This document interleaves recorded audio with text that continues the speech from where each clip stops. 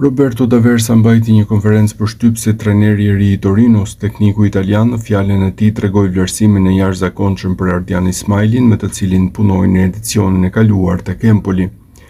Nuk kam folur ende me lojtarët, kam folur me drejtorin sportiv dhe presidentin. Nuk më pëlqen të flas me ish lojtar kur nuk jam trajner. Natyrisht ruan marrëdhëniet dhe vitin e kaluar shumë prej tyre ishin dhe më të rinj. Nuk kisha dyshime për nënshkrimin e Anxhorin vitin e kaluar. Po, pati shumë lëndime, por duhet të them se ai vërtetoi se ishte i rëndësishëm tek Empoli.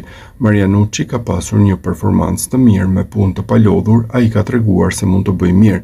Ismaili pati sezonin e tij më të mirë sezonin e kaluar, deri në dëmtimin e dorës. Ai luajti me një dorë të thyer për 2 javë.